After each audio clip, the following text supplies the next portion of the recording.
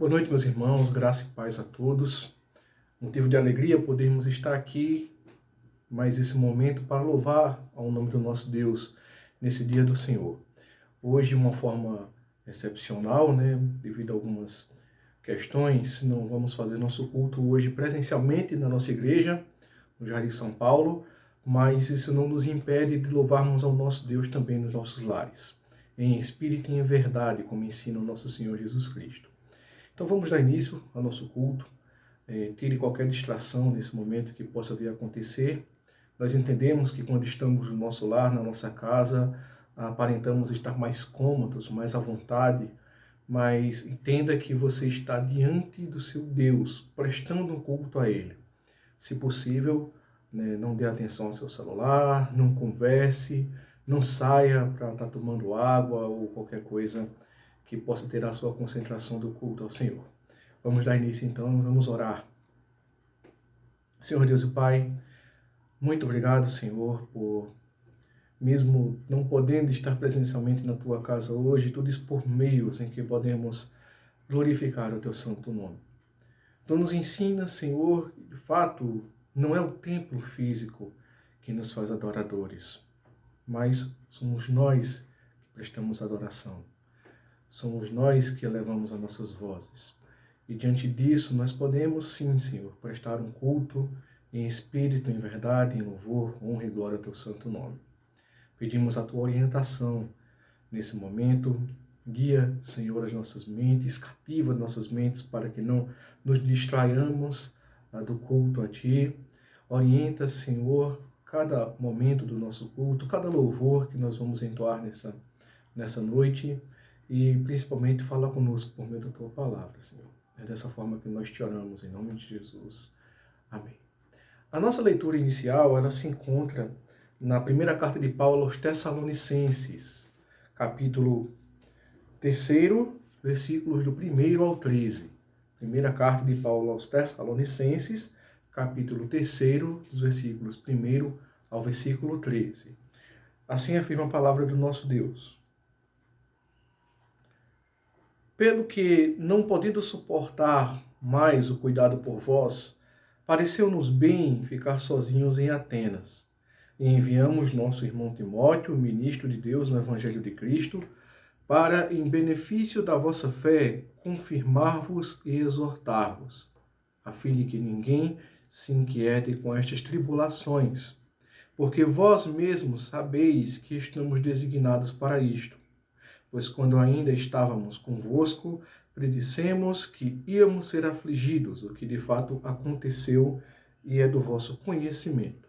Foi por isso que, já não me sendo possível continuar esperando, mandei indagar o estado da vossa fé, temendo que o tentador vos provasse e se tornasse inútil o nosso labor. Agora, porém, com o regresso de Timóteo, vindo do vosso meio, trazendo-nos boas notícias da vossa fé e do vosso amor, e ainda de que sempre guardais grata lembrança de nós, desejando muito ver-nos, como aliás também nós a vós outros. Sim, irmãos, por isso fomos consolados acerca de vós pela vossa fé, apesar de todas as nossas privações e tribulação, porque agora vivemos e é que estáis firmados no Senhor. Pois que ações de graças podemos tributar a Deus no tocante a vós outros, por toda a alegria com que nos regozijamos por vossa causa diante do nosso Deus, orando noite e dia com o máximo empenho para vos ver pessoalmente e reparar as deficiências da vossa fé.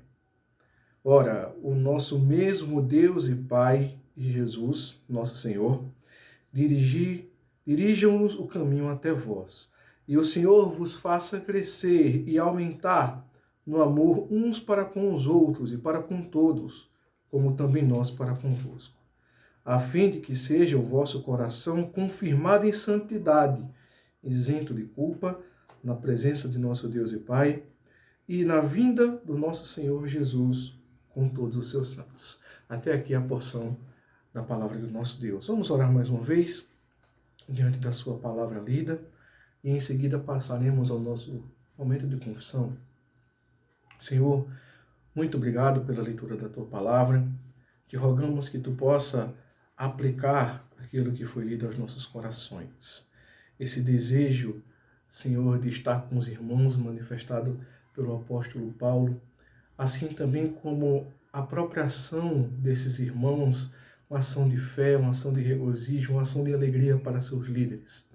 Fala, Senhor, também como eles, como esse exemplo que nós temos, como os Tessalonicenses, que foram um povo que manifestou amor, fé e esperança em Ti, Senhor.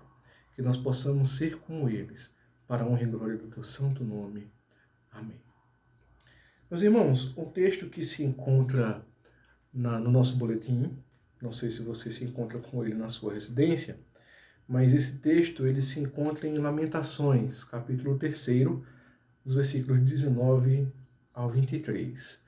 E Lamentações afirma o seguinte: lembra-te da minha aflição e do meu pranto, do absinto e do fel. Minha alma certamente disto se lembra e se abate dentro de mim. Disto me recordarei na minha mente, por isso esperarei. As minhas misericórdias do Senhor são a causa de não sermos consumidos, porque as suas misericórdias não têm fim. Novas são cada manhã, grande é a tua fidelidade. Diante dessas misericórdias que o escritor de Lamentações, Jeremias, ele relata aqui, nós sentimos o quão maravilhoso é o nosso Deus, que nos escuta, que ouve as nossas orações, que entende o nosso clamor, que sabe das nossas culpas e mesmo assim derrama as suas misericórdias para conosco. Dessa forma, vamos ter um momento de oração, clamando a Deus mais uma vez pelo perdão dos nossos pecados, para que Ele derrame de sua misericórdia mais uma vez sobre as nossas vidas, e assim nós possamos estar diante dEle, na presença dEle, nesse momento, de uma forma mais honrosa ao nome de nosso Deus. Vamos orar. Senhor, estamos na Tua presença nesse momento, Pai.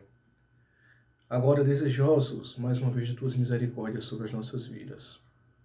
Te clamamos porque a Tua palavra acabou de manifestar que as Suas misericórdias são a causa de não sermos consumidos. Que as Tuas misericórdias, Senhor, se renovam a cada manhã. E diante disso, nós nos sentimos, Senhor, aptos a estar diante da Tua presença, a clamar a Ti, Senhor, depositar em Ti a confiança do perdão. Portanto, nós pedimos, Senhor, nesse momento, mais uma vez que Tu perdoes nossos pecados, que Tu perdoes as nossas falhas, que Tu perdoes nossos erros, Senhor. Aqueles momentos em que temos sido falhos, mesmo sem perceber, seja por pensamentos, por atos, por omissões, Senhor, pensamentos que vêm à nossa mente, atitudes que nós não devemos ter, seja por meio de palavras ou por meio de gestos, por meio daquilo que acessamos ou não, daquilo que assistimos ou não. Perdoa-nos a nossa negligência de estar na Tua casa, de estar na Tua igreja, a nossa negligência, Senhor, de não dar a atenção devida a Ti nos momentos de culto. Perdoa-nos, Senhor, porque só pelo Teu perdão nós podemos, Senhor, estar na Tua presença de uma forma santa, de uma forma, Senhor, que Tu aceita a nossa oração, o nosso clamor, os nossos louvores. Purifica-nos, Senhor, como esopo, faz a cada um de nós, Senhor, mais alvos do que a neve, para estarmos perante Ti, nesse culto de louvor e honra a Teu nome, honrando o Teu santo nome, glorificando e magnificando o Teu santo nome, como nós devemos fazer, Senhor. É dessa forma que nós Te oramos, em nome de Jesus. Amém. Meus irmãos, vamos então louvar o nosso Deus com alguns hinos para a glória dEle.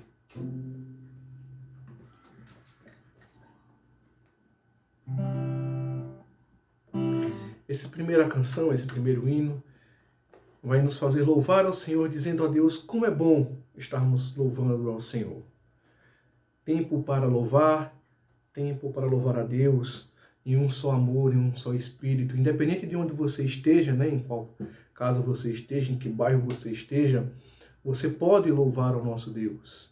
Ele nos deu esse acesso, independente do local em que nós estamos. Então vamos nos alegrar no Senhor e vamos cantar a Ele, dizendo: bom estarmos aqui louvando a Deus e rogando as suas bênçãos sobre as nossas vidas.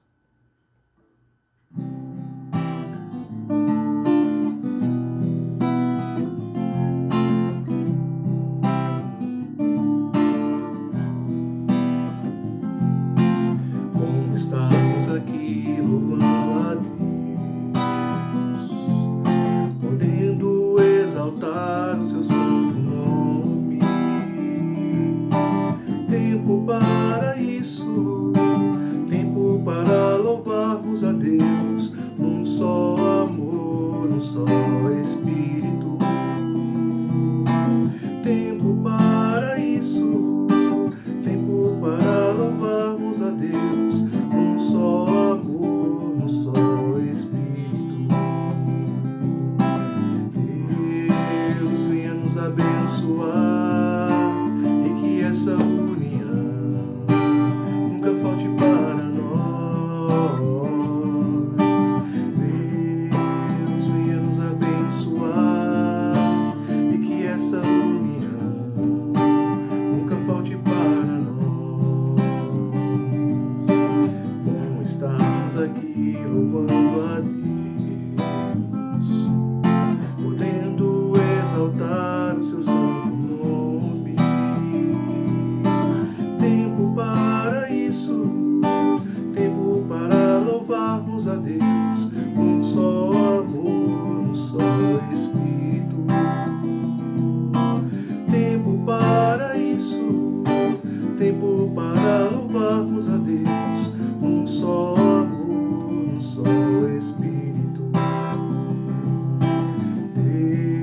Deus venha nos abençoar e que essa união nunca falte para nós.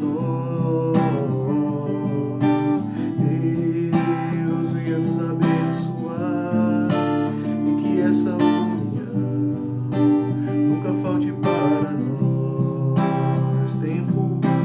Tempo para isso, tempo para louvarmos a Deus, num só amor, num só Espírito.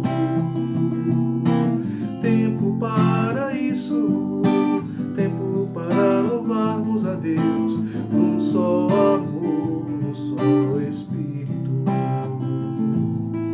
Num só amor, num só Espírito. Num só amor, num só Espírito.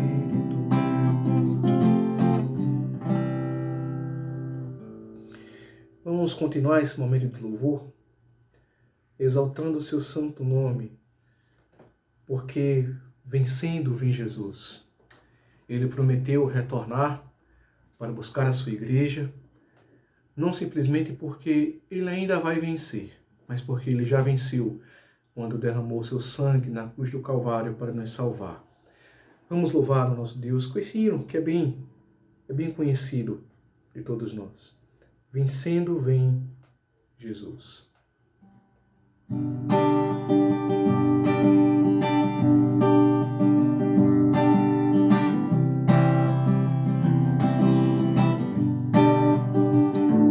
Já refúgio a glória eterna em Jesus, o Rei dos Reis.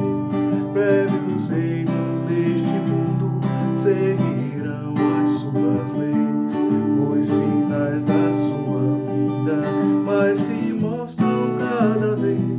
Vencendo vem Jesus. Glória, glória, aleluia. Glória, glória, aleluia. Glória, glória, aleluia. Vencendo vem Jesus. O clarim que chama os crentes, a batalha já soou.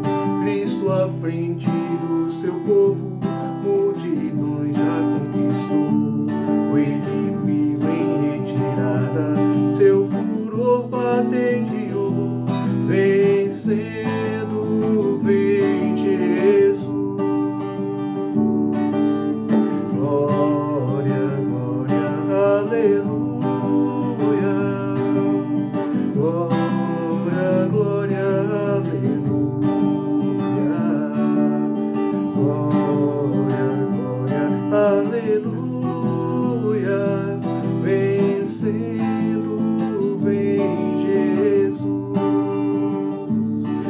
Eis que em glória refulgente sobre as nuvens descerá, e as nações, os reis da terra, com poder governará. Sim, em paz e santidade toda a terra regerá, vencendo, vem Jesus. Glória, glória, aleluia. Glória, glória, aleluia. Glória, glória, aleluia. Vencendo, vem Jesus. E por fim entronizado, as nações há de julgar, todos grandes e pequenos, o juiz hão de encarar, e os remidos triunfantes com fulgor hão de cantar, vencendo, vem Jesus. Glória, glória, aleluia. Glória, glória, aleluia. Glória, glória, aleluia. Vencendo, vem Jesus. Vencendo, vem Jesus.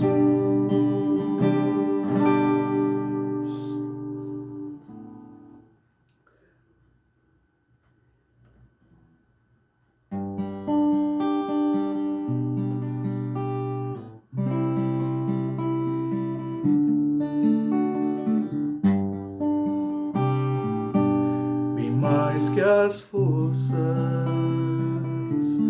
poderes,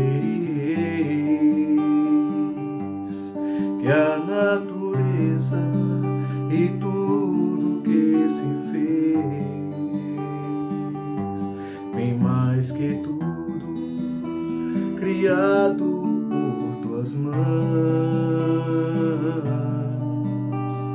Deus, tu és o início, meio e fim,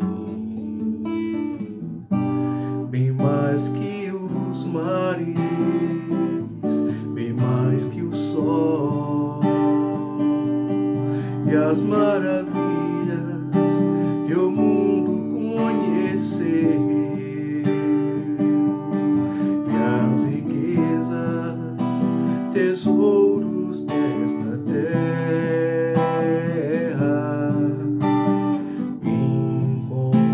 Incomparável és pra mim. Por amor, sua vida entregou, meu Senhor. Humilhado foi como a flor machucada no jardim, morreu por mim, pensou em mim, me amou.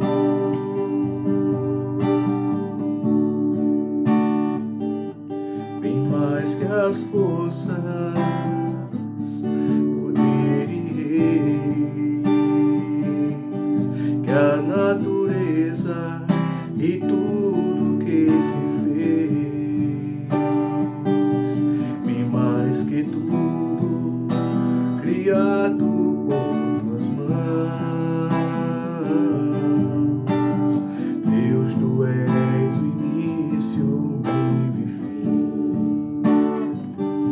bem mais que os mares, bem mais que o sol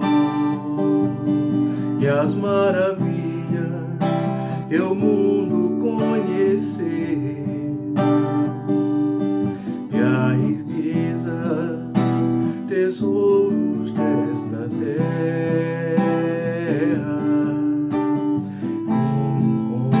Incomparável és pra mim. Por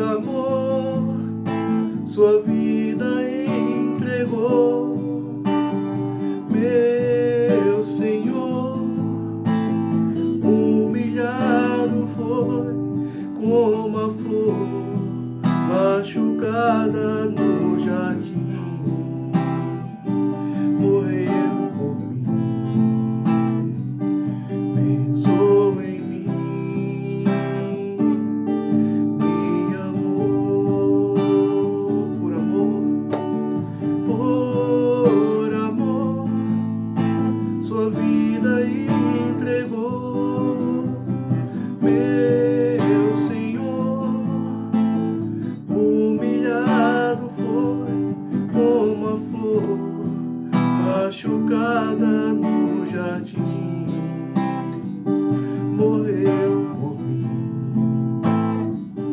pensou em mim, me amou.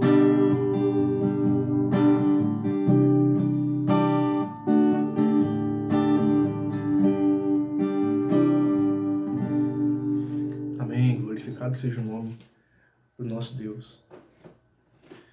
Vamos meditar na palavra do Senhor nesse momento.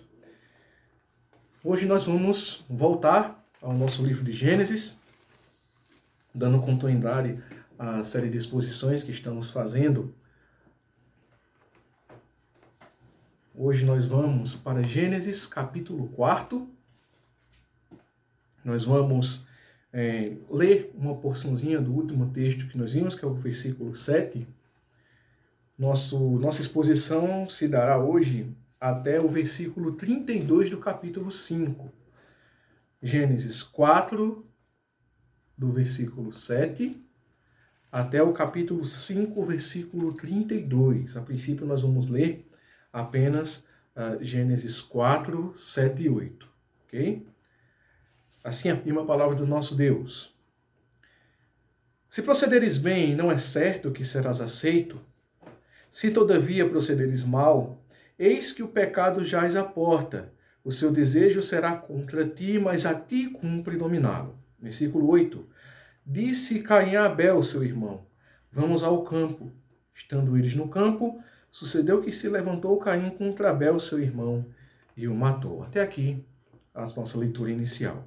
Vamos orar mais uma vez ao nosso Deus, pedindo a sua orientação para a palavra que será exposta nesse momento. Senhor Deus e Pai, muito obrigado, Senhor, por tudo que já tens feito e realizado nas nossas vidas nesse momento. Te rogamos orientação, ó Pai, para que Tu fales ao nosso coração por meio da Tua palavra.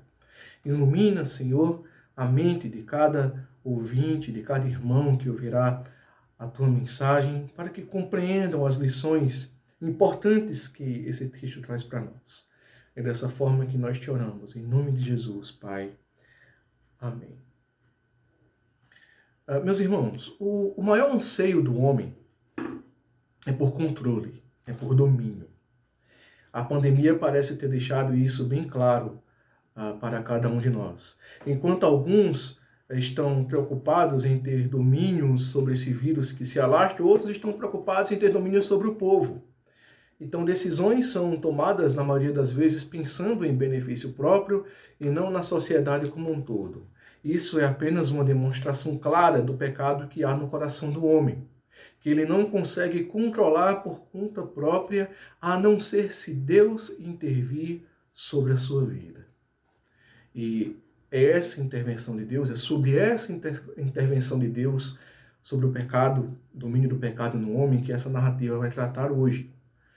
Lembre-se que no domingo anterior, na última vez que expomos Gênesis, nós vimos que Deus ele é um Deus que requer excelência, que ele não aceita qualquer tipo de oferta, mas somente aquelas que estão de acordo com seus padrões.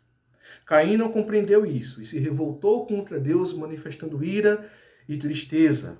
Deus o aconselha, como você vai perceber nos últimos versículos da nossa sessão anterior, afirma para Caim que existe a possibilidade dele fazer o correto, mas que compete a ele dominar o pecado que está em seu coração. O problema está no fato de que ele não consegue, mas muito pelo contrário, o pecado ele tem domínio sobre a sua vida e também sobre a vida da geração que o segue. E diante do progresso do pecado na vida dos homens, Deus intervém para contê-lo. E diante disso, diante dessa ação que Deus tem sobre o domínio do pecado, eu gostaria de meditar nesse momento sobre o tema, o Deus que intervém. O Deus que intervém. E de que forma Deus intervém sobre o pecado? Deus vai intervir sobre o pecado pelo menos de 3 formas à luz dessa porção que nós vamos meditar hoje. Primeiro, Deus intervém sobre o pecado determinando leis para os homens. Acompanhe comigo, por favor, na sua Bíblia, versículos do 8 ao 16. No versículo 8 diz: Disse Caim a Abel, seu irmão, vamos ao campo. Estando eles no campo, sucedeu que se levantou Caim contra Abel, seu irmão, e o matou. Veja, após o conselho de Deus a Caim, não houve nenhum sinal de arrependimento, nenhuma resposta da parte de Caim. Se atentarmos bem, vamos perceber um silêncio monstruoso aqui. Um silêncio de quem planeja alguma coisa. E o nosso versículo parece que vai tornar isso bem claro, porque Caim, ele chama seu irmão para o campo, ele faz um convite para a morte a Abel. O pecado já estava dominando Caim de tal forma que ele estava vivendo em função desse pecado. Sua mente fazia planos contra Abel. Nós não vamos ter aqui detalhes sobre esses planos, a Bíblia só nos mostra a execução dele. De tal forma que quando os dois chegam no local marcado, Caim se levanta contra seu irmão Abel. É a mesma palavra aqui que em direção a. A palavra contra é a mesma palavra para em direção a. Há uma ideia aqui de distância, mostrando que houve um planejamento de Caim para se aproximar de seu irmão e conseguir realizar seu plano. E eu chamo a sua atenção também para uma outra palavra, além de contra, para a palavra irmão. Porque se você perceber, dos versículos 8 até o versículo 11, essa palavra se repete pelo menos 6 vezes. Mas veja que desde a nossa passagem anterior, nós já sabíamos que Abel era irmão de Caim. Está no versículo 2 do capítulo 4. Logo, não havia necessidade de repetir o termo irmão tantas vezes. Mas, como eu já tenho dito, uma informação importante que nós devemos ter é que quando a Bíblia repete, ela quer chamar a nossa atenção. Irmão se refere a pessoas que contêm o mesmo sangue. E o que acontece é que Caim se levantou contra o seu irmão, contra o seu sangue. Ele estava tão tomado pelo pecado que não considerou nem este fato. Ele orquestrou seu plano até o final e o matou. Ele assassinou aquele que era do mesmo sangue que o seu. Aquele que foi chamado possessão, lembre-se que esse era o significado do nome Caim, considerou-se possuidor da vida de seu irmão e achou por bem que poderia tirá-la. E o matou. Mas só existe um Senhor da vida. Só existe um autor da vida. Aquele que a criou. E esse autor vai a Caim pedir contas do que ele fez. Veja o versículo 9. Disse o Senhor a Caim: onde está Abel, teu irmão? Certamente o Senhor já sabia onde estava Abel. Mas Deus, ele não está de brincadeira aqui. Ele pergunta, ele vai arguir a Caim, e veja que ele enfatiza: onde está Abel, seu irmão? Onde está aquele que é do seu próprio sangue? Mas parece que Caim não tem vergonha diante de Deus. Respondendo até com certa irreverência ao Senhor. Veja que ele respondeu: não sei, acaso sou eu o tutor do meu irmão? Perceba que é a evolução do pecado que está acontecendo no coração de Caim. Ele mente descaradamente, ele diz, não sei. E ainda mostra negligência com a sua responsabilidade, porque ele diz, sou eu o tutor do meu irmão? A palavra tutor é a mesma palavra usada para guardar. Quando Deus deu a ordem lá aos primeiros pais, vocês devem estar lembrados em Gênesis 2, para que eles guardassem o jardim. Tutor é a mesma palavra usada lá. O que Caim está fazendo aqui é afirmando que ele não tem responsabilidade de guardar a criação que Deus criou. Ele está descumprindo uma ordem dada por Deus. Ele está anunciando que despreza a autoridade do Senhor. Isso é a raiz da desobediência de Adão, que prossegue aqui. O homem, ele também faz parte da criação. E como irmão mais velho, ainda mais era sua responsabilidade dar prosseguimento às ordens que foram dadas aos seus pais.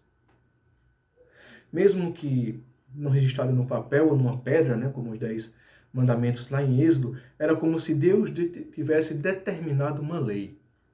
E diante disso, Deus se impõe sobre Caim, colocando-o contra a parede. E veja o que Deus diz, versículo 10. E disse Deus: que fizeste? A voz do sangue de teu irmão clama da terra a mim. Deus olha para Caim e diz: olha, tu não escutas mais o teu irmão. Sua voz pode não estar falando mais ao seu ouvido, mas a voz do seu sangue clama aos meus ouvidos, pedindo justiça, clamando por vingança. O sangue tinha um significado muito importante. Esse termo ele é usado pelo menos 360 vezes no Antigo Testamento.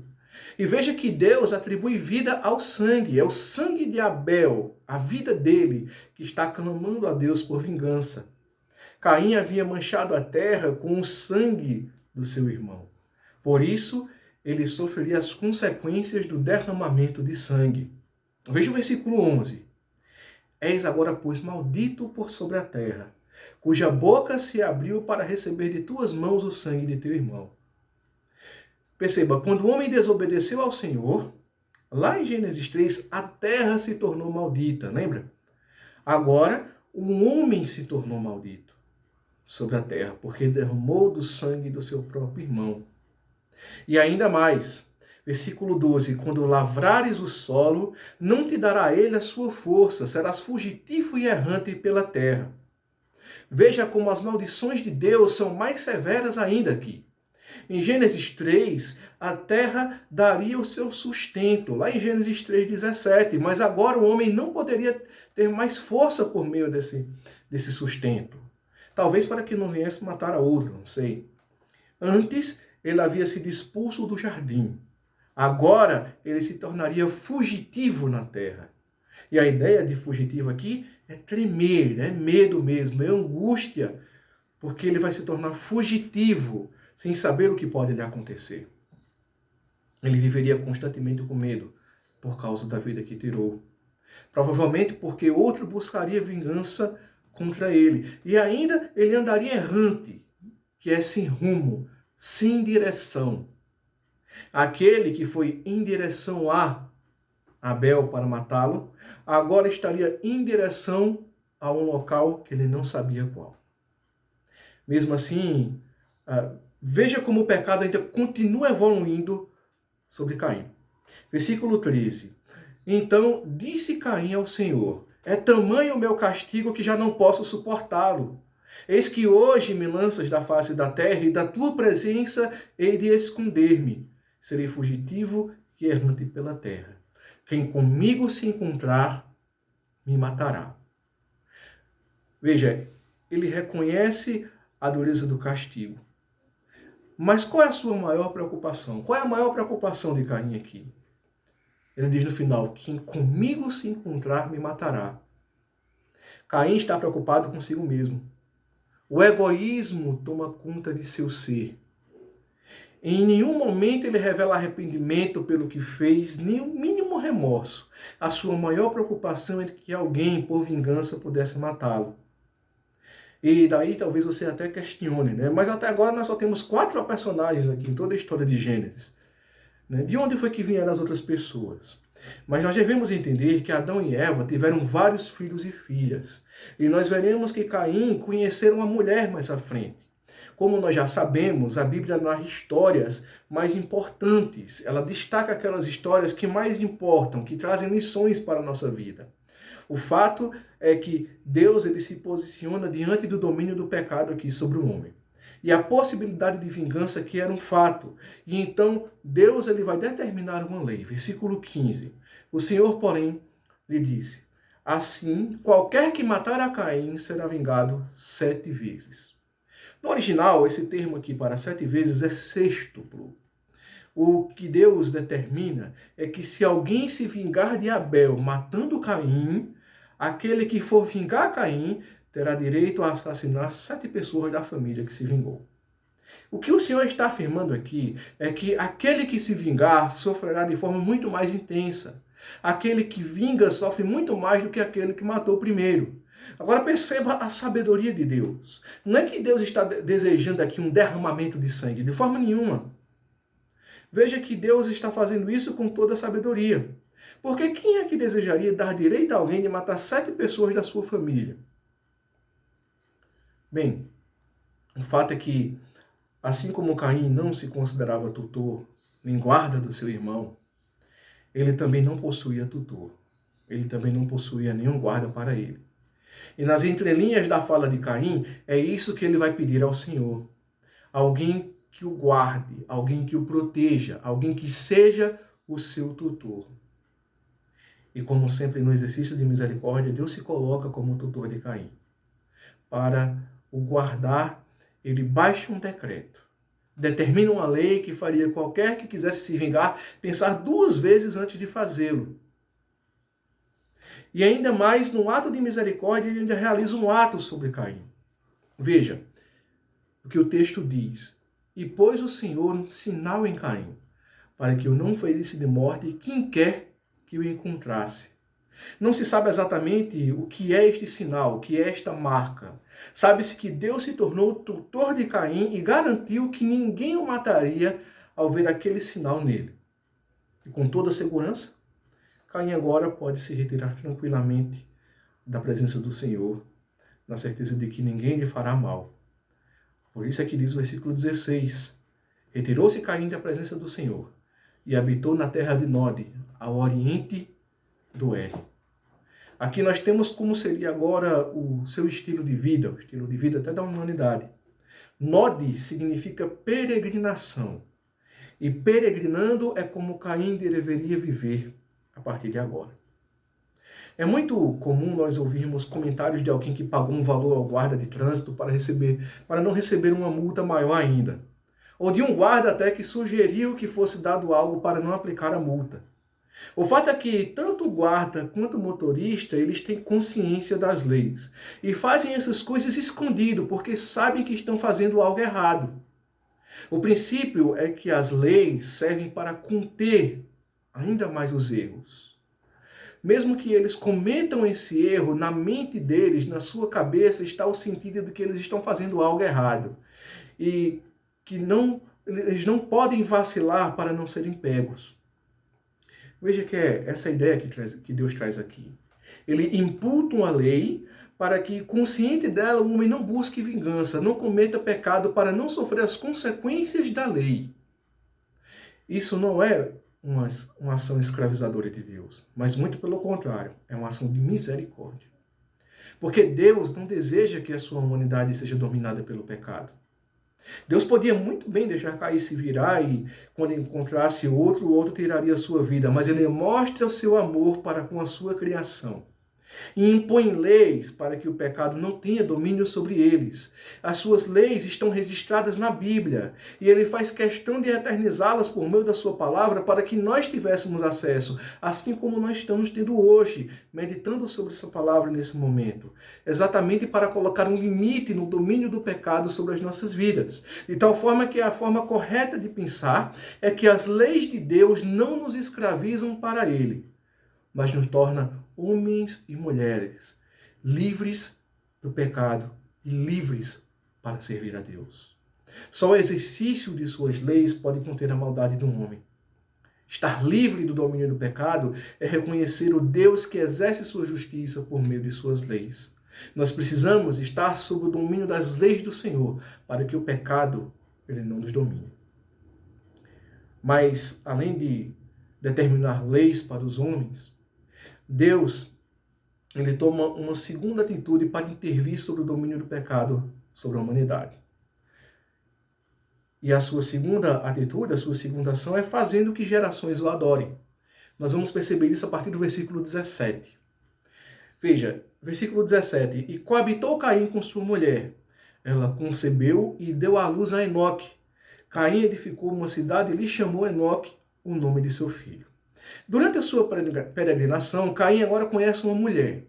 Lembre-se que coabitou é a mesma palavra para conhecer, como nós já aprendemos. E da relação desse casal nasce um filho. E o nome desse filho é Enoque. E me chama a atenção algo bem interessante, perceba. Porque Enoque significa iniciado, significa início. Pois a partir dele tem-se início a geração de Caim, a sua descendência. E, portanto, até a primeira cidade também tem esse mesmo nome, Enoque, início, iniciado. O homem agora busca um novo começo distante de Deus, com os homens ditando as regras, agindo por conta própria. Versículo 18 vai informar que a Enoque nasceu Irade. Irade gerou a Meujael a Metusael e Metusael a Lameque. E de uma forma geral aqui, em linhas gerais, nós vamos ver que Irade significa rápido, veloz, Meujael significa ferido por Deus, Metusael significa aquele que é de Deus e Lameque significa poderoso. Nós temos aqui uma mini genealogia. Temos aqui um resumo da instabilidade humana, da relação humana com Deus. Veja que no fim dessas gerações, depois de homens serem de Deus, ou homens serem feridos por Deus, como nós vemos aqui no nome deles, nós temos o desejo da humanidade por sua autonomia. No fim dessa genealogia, aqui diante da pessoa de Lameque, de rápido, o homem se tornou poderoso. E isso é que significa o nome de Lameque. Dá-se a entender que ele tenta ser mais poderoso do que Deus, porque ele despreza a lei do Senhor. Veja como é que ele despreza a lei do Senhor. Lameque vai desprezar a lei do Senhor quanto ao casamento, contra a primeira instituição criada pelo Senhor, que deve ser monogâmico, um homem e uma mulher, um casal, apenas os dois. Versículo 19, Lameque tomou para si 2 esposas. O nome de uma era Ada, a outra se chamava Zilá. Ada significa ornamento e Zilá significa sombra. Seus nomes são bem sugestivos, se você perceber, né? Ele possui uma esposa, a sua primeira esposa, que se chama ornamento. E, de fato, a nossa esposa é o ornamento do homem, né? É a sua primeira esposa. Por outro lado, a sua segunda, ela é apenas uma sombra. Apenas acompanha de onde ele vai. E desse relacionamento desagradável a Deus, nasce toda uma geração. Veja a partir do versículo 20. Ada deu à luz a Jabal, este foi o pai dos que habitam em tendas e possuem gado. Versículo 21. O nome de seu irmão era Jubal, este foi o pai de todos os que tocam harpa e flauta. Zilá, por sua vez, deu à luz a Tubal-Caim, artífice de todo instrumento cortante, de bronze e de ferro. A irmã de Tubal-Caim foi Naamá. Veja, de Ada nasceu-lhe Jabal e Jubal. Esses primeiros eram homens que tinham fixa suas moradias, mesmo que temporárias, e eles começavam ali a criar gado. Por lá, pelo lado de Jubal, nós temos homens que começaram ali com a história da música. Criaram harpas, criaram flautas, começaram a confeccionar isso. Seus nomes, eles se referiam a ribeiro de água. Já Zilá, ela teve por filhos Tubal-Caim, que significa tu serás trazido de Caim, e ele era responsável por amolar instrumentos cortantes, e a sua irmã Naamá. Mesmo diante do pecado que domina o homem, veja como Deus exerce a sua misericórdia, dando sabedoria à humanidade para criar instrumentos musicais. E esses instrumentos musicais serão utilizados mais à frente, até pelo próprio rei Davi, né, para louvar o Senhor. Ele cria armas, ele cria gado. E contemplar todas essas coisas é perceber a mão soberana de Deus nas gerações, orientando e guiando. Enquanto o homem se exalta por causa do seu pecado. Mesmo diante de toda essa misericórdia de Deus, de toda essa manifestação de Deus, nós vamos ver a atitude de Lameque, que se considera o Todo-Poderoso, se exaltando, louvando a si por causa do seu pecado. Veja o versículo 23 e 24. E disse Lameque às suas esposas, Ada e Zilá, ouvi-me. Vós, mulheres de Lameque, escutai o que passo a dizer-vos. Matei um homem porque ele me feriu, e um rapaz porque me pisou. 7 vezes se tomará vingança de Caim. De Lameque, porém, 70 vezes 7. Ele chama a atenção das suas mulheres para que ouçam o que ele fez. O poderoso Lameque canta em louvor pelo seu pecado. E canta que ao ser ferido, ele tirou a vida de um homem. Veja que ele está tão envolvido pelo seu pecado que toma o que foi dito a seu pai Caim e se acha merecedor de também ser vingado e ainda mais ser vingado. Ele acredita que se alguém se vingar dele, deve sofrer ainda mais, 70 vezes 7. Ele amplia essa vingança, essa lei do Senhor. Ele quer determinar o que Deus deve fazer. O pecado de Lameque mostra, talvez aqui, o último estágio do domínio do pecado na vida do homem, a arrogância. Ele peca e quer ser recompensado por isso. E perceba que Deus fica em silêncio diante dessas coisas. Simplesmente a lei de Deus, ela se mantém. Deus não vai mudar por causa de Lameque. São 7 vezes. Mas Deus, ele se envolve na história de uma outra forma. Ele agora vai voltar para a sua primeira criação. Ele vai voltar para Adão e Eva, vai relembrar deles. E veja o que é que ele faz no versículo 25. Tornou Adão a coabitar com sua mulher. E ela deu à luz um filho, a quem pôs o nome de Sete. Porque disse ela, Deus me concedeu outro descendente em lugar de Abel, que Caim matou. Deus agora lhes dá um outro filho. E ele é chamado de Sete, que significa compensação. Um outro descendente que compensou ali a morte de Abel, que estava substituindo agora Abel. Deus responde a Lameque, dando início a uma geração santa, a uma geração de adoradores, trazendo agora gerações para que o invoquem, para que clamem o seu santo nome. Veja o versículo 26. A Sete nasceu-lhe também um filho, ao qual pôs o nome de Enos. Daí se começou a invocar o nome do Senhor. De Sete veio Enos. E veja como é interessante. Enos significa homem. E daí se começou a invocar o nome do Senhor. Deus exerce sua misericórdia em não extinguir a geração de Caim. E exerce a sua graça em, mesmo sem merecer, fazer nascer de Adão e Eva mais uma geração. Uma geração santa, uma geração que o adore, uma geração que o busque. Deus mostra que tem poder sobre o pecado ao guiar as gerações para o seu verdadeiro propósito. Adorá-lo. Invocar o seu santo nome. Certamente todos vocês sabem o que é uma bússola. Aquele aparelho que geralmente tem uma seta que sempre aponta para o norte. Esse é o princípio aqui. De que mesmo que haja desvios, mesmo que haja erros, mesmo que haja pecados, Deus em sua soberania, ele sempre aponta, ele sempre mostra o caminho das suas gerações para o norte. Quer ele, quer a sua pessoa, quer o seu ser. Ele direciona vidas para que o adorem, para que o clamem. Enoque reorientou a humanidade para si e para os seus desejos, para a sua autonomia, para caminhar com as suas próprias pernas. Mas Deus voltou para Adão e Eva e lhes concedeu outro filho, Sete, e redirecionou toda uma geração para ele. Com Sete teve-se início o invocar o nome do Senhor. Hoje Deus faz a mesma coisa conosco. Ele guia a nossa geração. Ele seleciona um povo, o agrupa numa igreja e o orienta para adorá-lo à luz da sua palavra, à luz da Bíblia. Portanto, como geração orientada por Deus para a sua adoração, nós temos o dever de louvar, de glorificar o seu santo nome, onde quer que nós estivermos. Mas ainda, além de determinar leis para os homens e de fazer com que gerações o adorem, Deus ele intervém sobre o domínio do pecado, designando homens para os seus propósitos. E é isso que nós vamos ver no capítulo 5 do nosso texto. Veja, capítulo 5, versículo 1.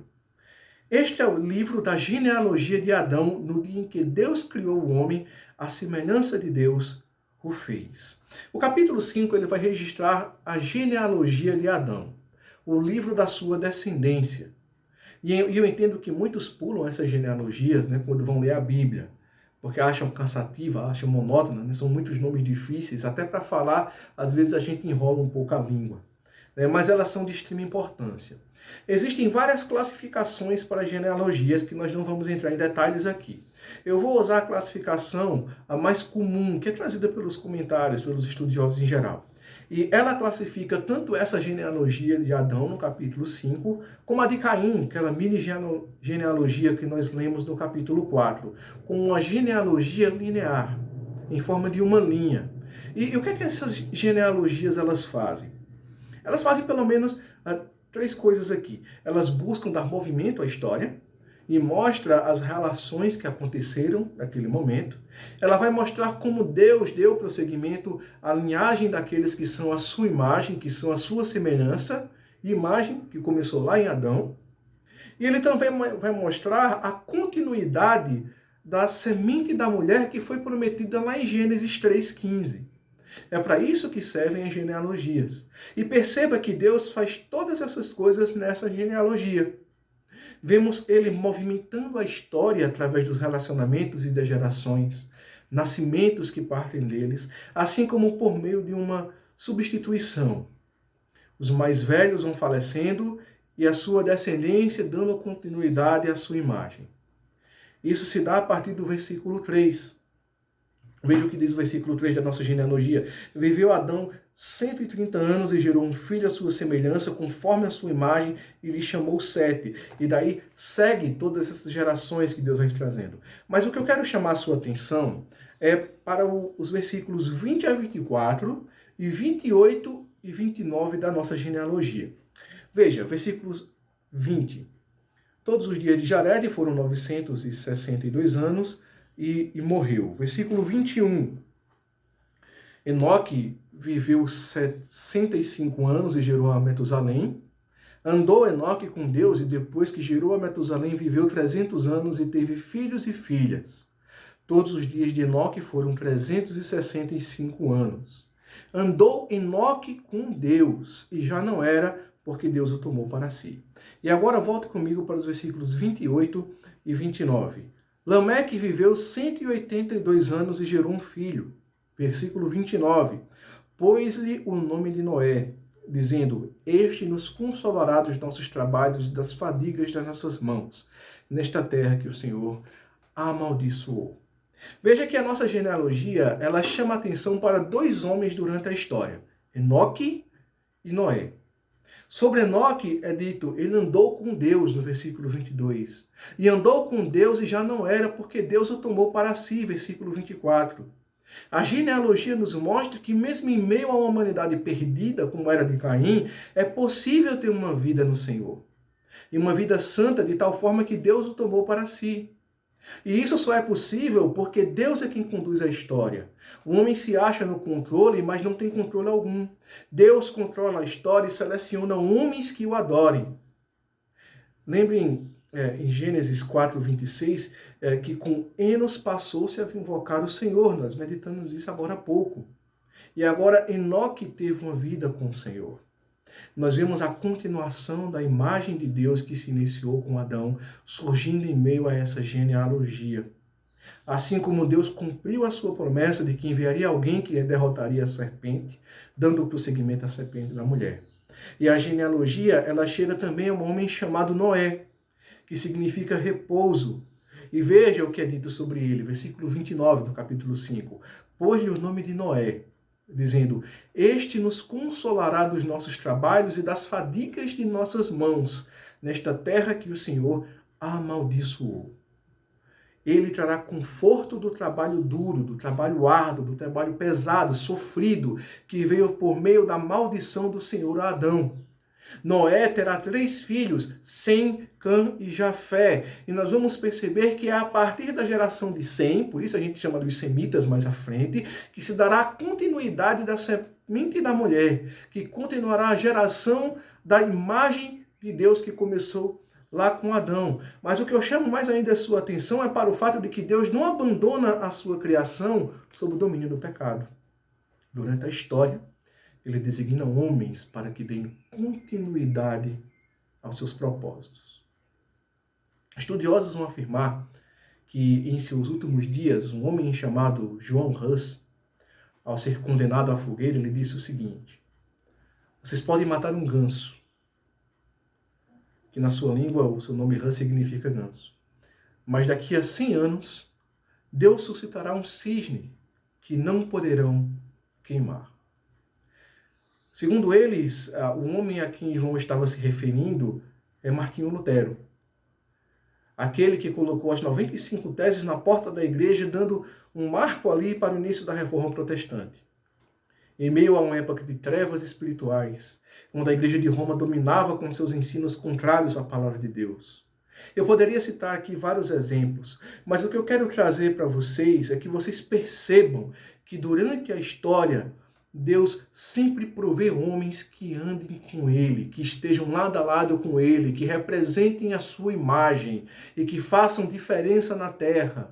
Assim como Ele levantou Lutero, levantou Calvino, Ele levantou aqui a Enoque e a Noé. Enoque andou com Deus mesmo em meio a uma época de domínio sobre o pecado, como vimos. Noé veio para consolar o povo de sua fadiga. A esperança de que talvez ele fosse aquele que Deus prometeu. Essa geração seguiu. A partir de Sete, filho de Noé, nós temos a sequência das gerações que são a imagem de Deus, em oposição às gerações que são a sequência da serpente a partir de Caim. Depois vai vir Abraão, Isaac, Jacó, as 12 tribos, e dali Deus seleciona a tribo de Judá, de onde nasceria o Messias. Há também ali o rei Davi, até que chegou mais à frente o prometido do Senhor, o nosso Senhor Jesus Cristo, que foi prometido desde Gênesis 3,15. Um homem que, após ressuscitar, ele disse as seguintes palavras para os seus discípulos: Ide, portanto, e fazei discípulos de todas as nações, batizando-os em nome do Pai, do Filho e do Espírito Santo, ensinando-os a guardar todas as coisas que vos tenho ordenado. E eis que estou convosco todos os dias até a consumação dos séculos. Essa tarefa é estendida a todos nós hoje. Hoje nós temos a responsabilidade de sermos representantes de Deus no mundo que jaz no maligno. Nós somos os escolhidos de hoje por Deus para dar continuidade a seus propósitos. A narrativa de hoje ela nos mostra que Deus ele se impõe sobre o domínio do pecado. Um exercício de graça e misericórdia da sua parte. Porque a humanidade ela não é capaz de se libertar do domínio do pecado por si só. Mas não se trata simplesmente, e entenda bem isso, de sentar e esperar a ação de Deus. Deus, ele age nas nossas vidas. Mas ele requer de nós alguns deveres. Nós também temos as nossas responsabilidades. E o primeiro dever que você tem é o dever de se submeter às leis do Senhor. Deus ele impôs leis como meio de controlar o pecado. Por isso, para que o seu pecado seja controlado, você precisa ser submisso às leis do Senhor. A história de Caim mostra o que acontece com uma vida que não é submissa às leis do Senhor. O pecado ele se torna incontrolável na sua vida. Ele cresce constantemente, estendendo-se até a sua família. Por isso, você deve ter esse manual das suas leis, que é a Bíblia Sagrada, nas suas mãos e no seu coração, fixá-las bem na sua mente, para quando o pecado surgir na sua mente, você se lembre da lei do Senhor e tema cometer aquele pecado. Veja como alguns de vocês fazem isso com a lei de trânsito, para não levar uma multa e perder dinheiro. Você faz isso com leis trabalhistas, para quando o seu patrão lhe demitir, você saber exigir os seus direitos.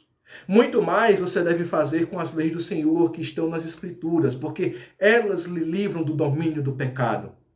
Portanto, leia a Bíblia diariamente. Medite nela, estude a Bíblia para saber o seu conteúdo, tenha intimidade com o que ela diz. Se possível, memorize, guarde na sua mente, porque assim, quando o pecado vier lhe tentar, você vai resgatar o mais rápido possível de dentro do seu coração, de dentro da sua mente. Ainda o segundo desafio, um segundo dever que você tem, é o dever de clamar constantemente pelo Senhor.